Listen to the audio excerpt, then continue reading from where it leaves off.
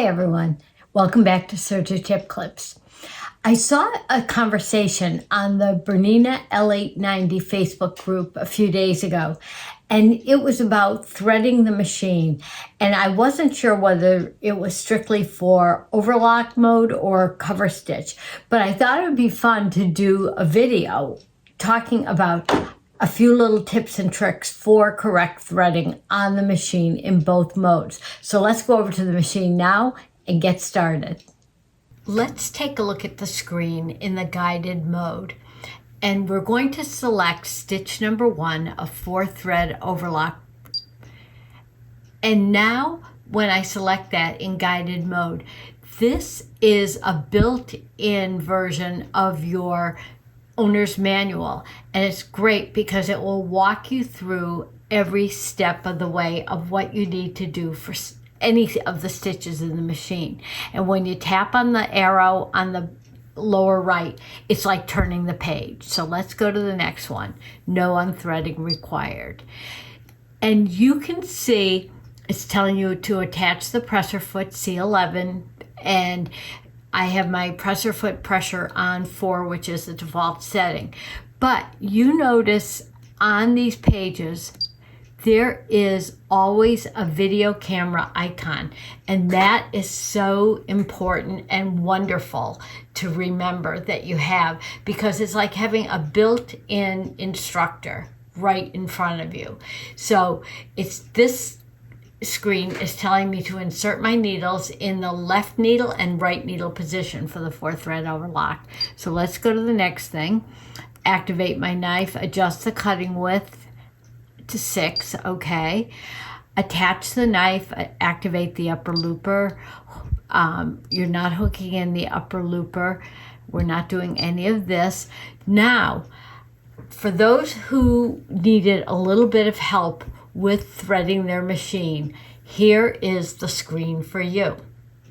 So we are going to look, this is left needle, right needle, upper looper, lower looper. All you have to do to see how to thread any one of these 4 items is to tap on the video camera. So let's look at how to thread for the left needle for overlock. Let's tap on that video icon and see what happens. This is so cool. It's animated, it's in color, and it makes everything so clear and easy to follow. It's fantastic.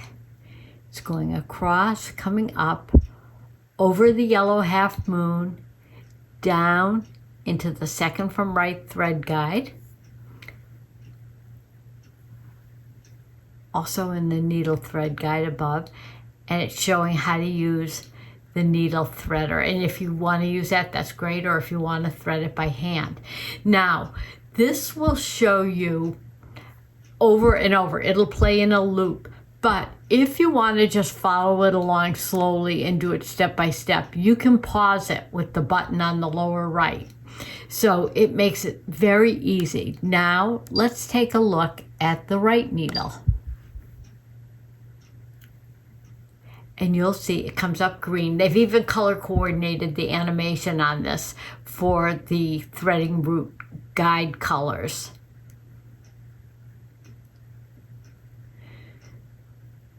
So you get the idea very easily, and you never have to feel like you don't have any help, because here it is animated right in the machine. There are also videos for the upper looper and lower looper threading. We won't go through those because you can click on those at home and see how that's done. And I'm going to show you live and in person. The first thing that you want to do before you start pulling the threads through the correct threading route is raise the presser foot. That will open up your tension discs on the needle positions as well as the loopers, and allow the thread to be fully seated between those to give you the correct tension. Here is the top of the thread antenna, and you want to make sure that this is fully extended so that the thread feeds correctly. And I have my 4 spools of thread on. Let's bring the left needle thread up through the yellow root. The green root is for the right needle. The upper looper thread is in the blue guide, and the red guide is for my lower looper. And those are brought in from back to front.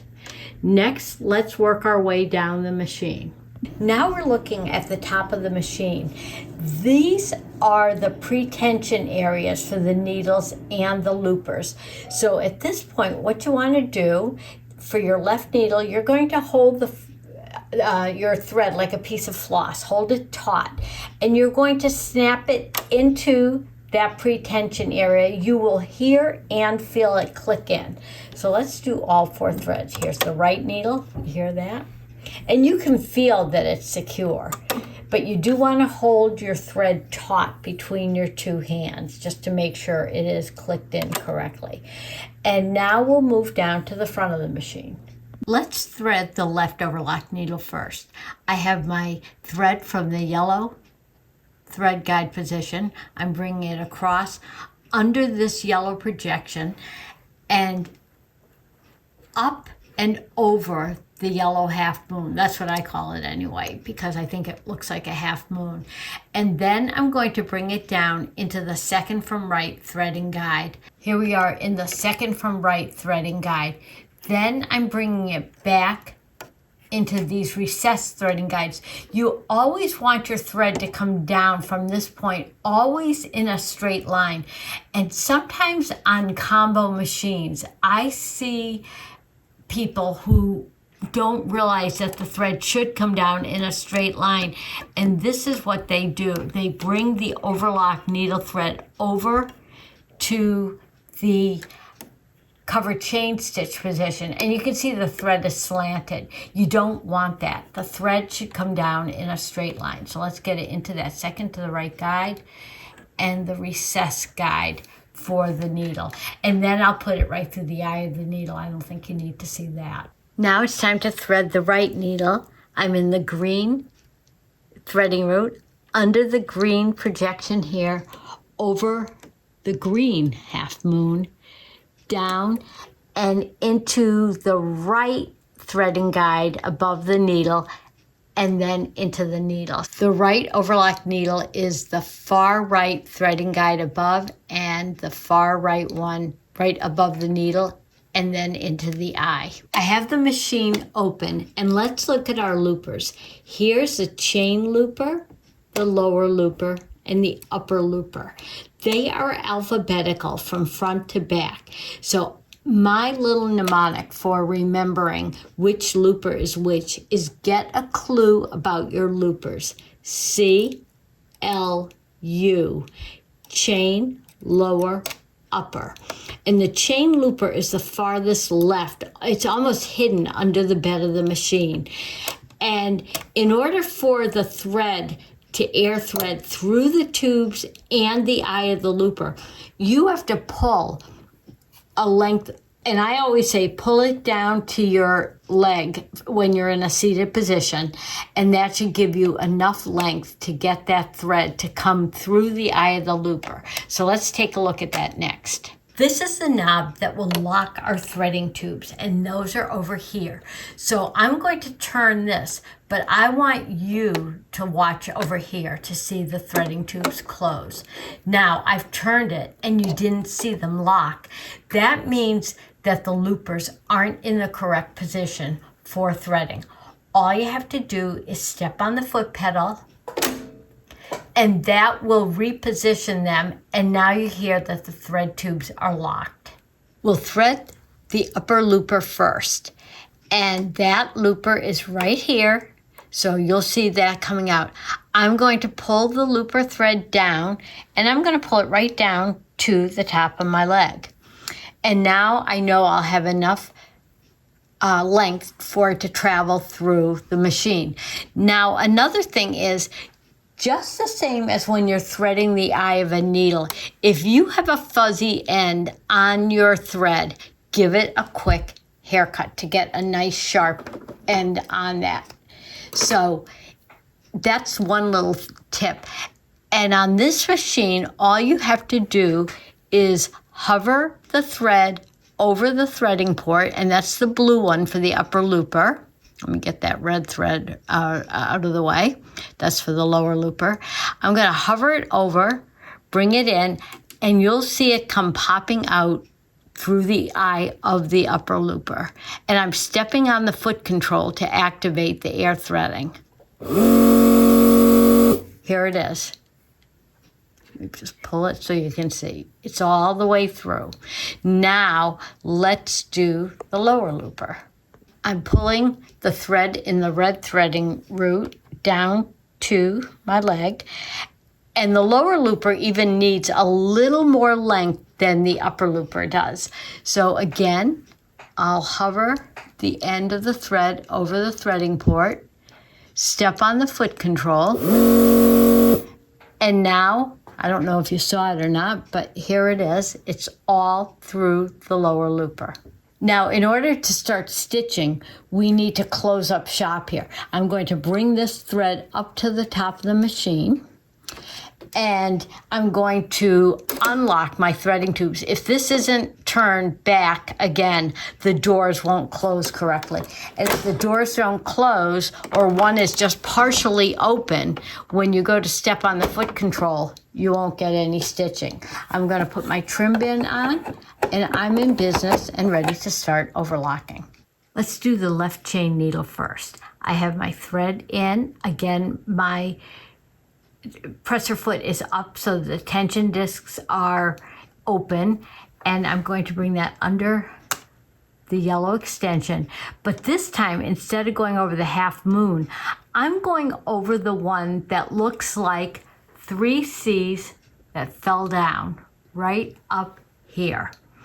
And the way I like to remember this is cover, chain, and there's a C in stitch. So there are 3 C's here. So these are the cover, chain, stitch needles. So I'm up and over here. I'm coming down. It's almost like a backwards threading on your sewing machine. And I'm bringing the thread all the way over to the left chain needle position. Now I'm in the far left needle or thread guide here, and into the far left one above the needle, and then it would go into the needle. Now we'll do the same thing with the center needle one, where I'm under that green projection, up and over the 3 C's. I'm coming down. I think I'll bring my camera up just a smidge so that you can see it. Up and over and down here.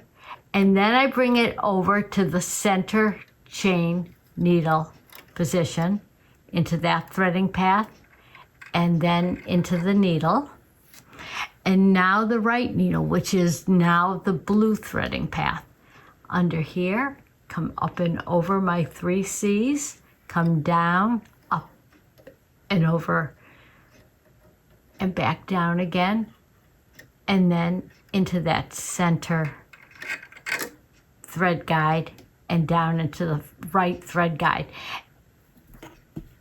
And let me bring it down and over just a little bit. This is the time that you have the thread guides that are more forward and on the far left of the machine. And then you put this into your needles and you're all set to go. But let's look at the chain looper now. The thread cone has been moved to the far right spool pin, and I am up in the lavender thread guide on the machine, or on the antenna, I should actually say. But now I'm going to click it into the lavender pre-tension area and bring this down. And let's lower the camera so that you can see the looper being threaded. The reason I like to pull an even longer length of thread for the chain looper from actually a little bit below my leg is because this threading port is as far right as it can be, and the chain looper is as far left as it can be. So this thread has to do a lot of traveling in the machine. So we need that extra length. And again, if you haven't given your thread end a haircut, that would be a good idea too. And I hope you'll be able to see it come popping out over here. There it is. It did pop out right here. Even though the stitch finger is not part of the cover chain stitch equation, the lever that activates or deactivates it has to be on the O in order to fit into the notch on the cover hem table. And they also tell you to bring the cutting width dial, which is right down here. I have the cutting width on 9 right now, and you can see the big gap right in here between the table and the bed of the machine. And Bernina asks you to turn that cutting width dial all the way down to 5. And what does that do? As I'm turning this down, I want you to watch the gap close.